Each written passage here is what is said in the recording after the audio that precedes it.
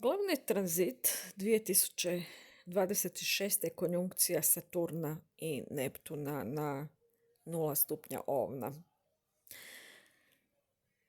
Saturn i Neptun su posljednji put bili zajedno na 0 stupnja Ovna prije više od 9000 godina. Dakle, oko 7000 godina prije Krista. To je razdoblje kada se rodila poljoprivreda. Tako se upravo sada rađa novo doba. Dešava se temeljna promjena u načinu na koji je stvarnost strukturirana i doživljena. Više nikada nećemo biti u starom svijetu. Ulazimo u novi svijet. Konjunkcija Saturna i Neptuna na 0. stupnju označava promjenu u kojoj više nismo spremni živjeti svoje živote po nasljeđenim ili zastarjelim scenarijima. Sada se dešavaju stvari koje nikad prije nisu viđene. Ova kombinacija predstavlja praktični idealizam, gdje je Saturn daje idealima konkretan oblik. Da vidimo što nam karte kažu, što trebamo znati o ulasku Neptuna i Saturna u znak Ovna. Karta zvijezde je snažan simbol nade, inspiracije, duhovnog vodstva, obnove, predstavlja zatišje nakon oluje, razdoblje iscjeljenja, jasnoće, optimizma, poziva nas da vjerujemo u svoju intuiciju, simbolizira vjeru u nove prilike i osobni rast koji je u skladu s našom istinskom svrhom.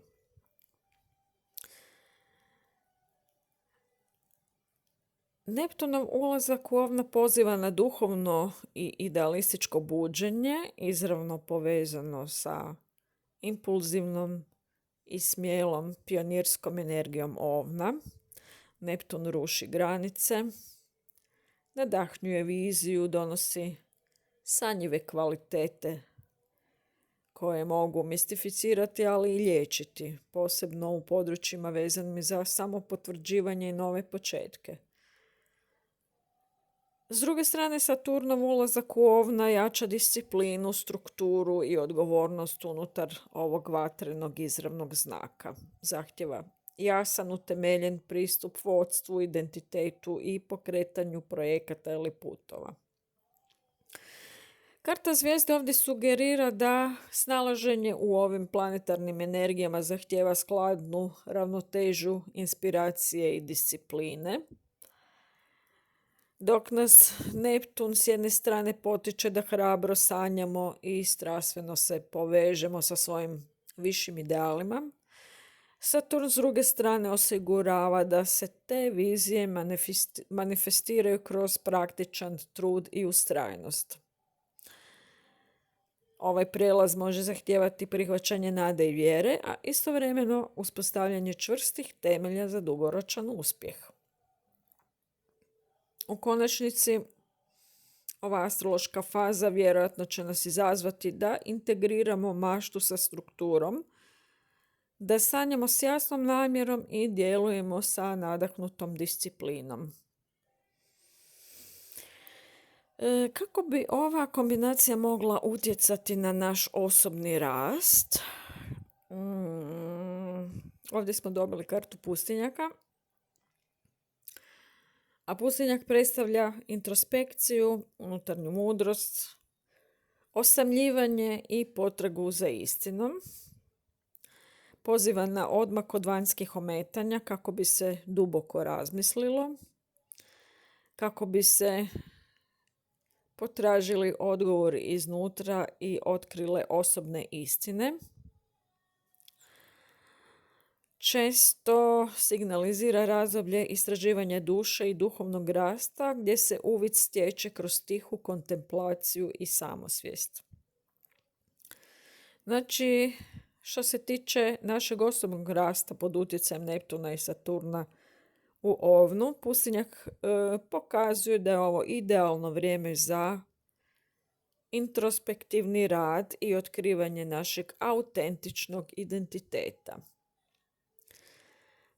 Neptunove mistične kvalitete uparene sa Saturnovim strukturnim zahtjevima mogu stvoriti snažnu dinamiku za okretanje prema unutra i traženje jasnoće o našem istinskom putu. Neptun može zamagliti vanjske iluzije. Saturn zahtjeva iskrenost i odgovornost, potičući da iskreno procijenimo koja su nas ograničenja ili strahovi sputavali. A energija Ovna gura nas prema hrabrom samootkrivanju i preuzimanju osobne inicijative. Pustinjak nas potiče da prihvatimo osamljivanje, meditaciju i samorefleksiju kao alate za jačanje iznutra. Ova faza se odnosi na pronalaženje našeg unutarnjeg svjetla koje će nas autentično i mudro voditi naprijed, balansirajući idealizam Neptuna i disciplinu Saturna u stvaranju našeg osobnog puta. Koje bi mogle biti prepreke s kojima bismo se mogli suočiti? Ovdje smo dobili sedmicu pehara, a ona govori o iluziji, iskušenjima, izborima, a ponekad i zbunjenosti. Predstavlja mnoštvo opcija, snova ili fantazija koje nas mogu inspirirati, ali i preplaviti. Ova karta nas upozorava da se ne izgubimo u pustim željama ili bijegu od stvarnosti i potiče nas da razlikujemo realne mogućnosti od pukih iluzija.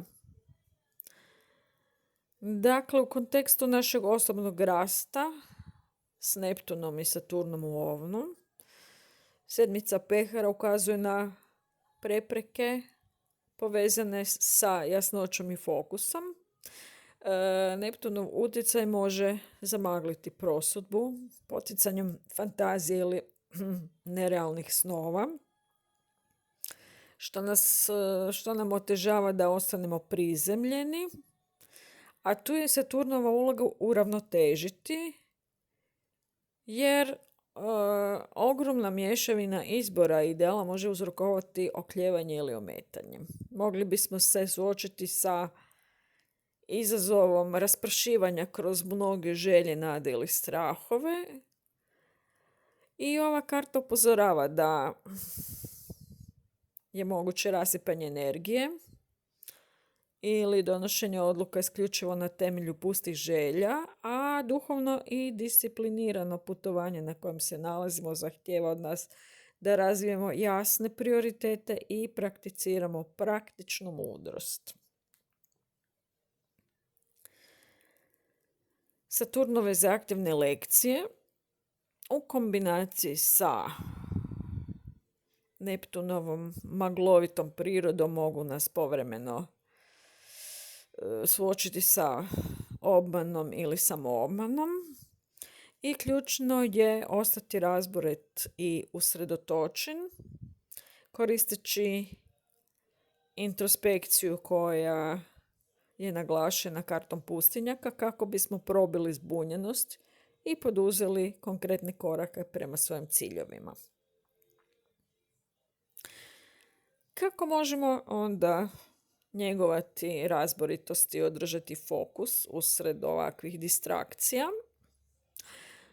Ovdje smo dobili kartu kralja mačeva, a on predstavlja jasno razmišljanje, intelektualnu moć, autoritet, istinu, etičku prosudbu.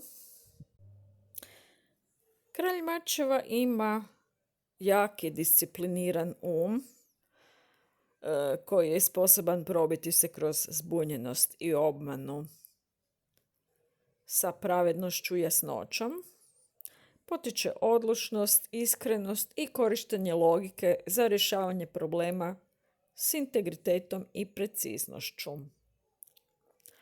Dakle, kako bismo zadržali razboritost i održali fokus usred zbrke koje možebitno donosi Neptun i izazova koje nameće Saturn,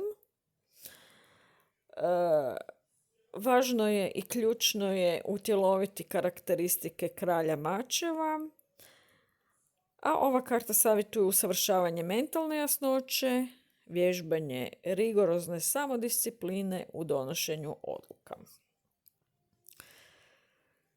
Praktični koraci koji se preporučuju su recimo redovito prakticiranje svjesnosti, vođenje dnevnika kako bismo razbistrili svoje misli i otkrili kada bismo mogli upasti u čudne želje ili ometanja. Važno je postaviti jasne ciljeve i prioritete kako bismo izbjegli da nas preplavi previše opcija ili fantazija koje vidimo u karti sedmice pehara. Dobro bi bilo potražiti savjet od pouzdanog mentora ili koristiti iskrene samorefleksije za osporavanje iluzija ili predrasuda.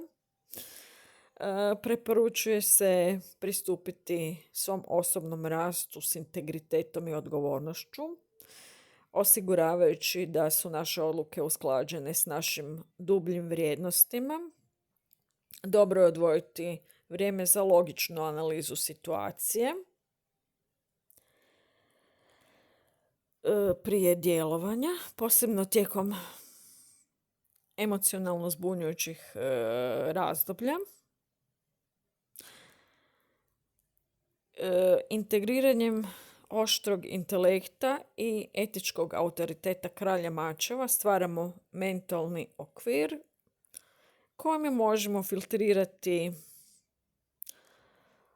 možebitnu Neptunovu maglovitost i Saturnov pritisak u mudro i odlučno djelovanje prema našem autentičnom rastu.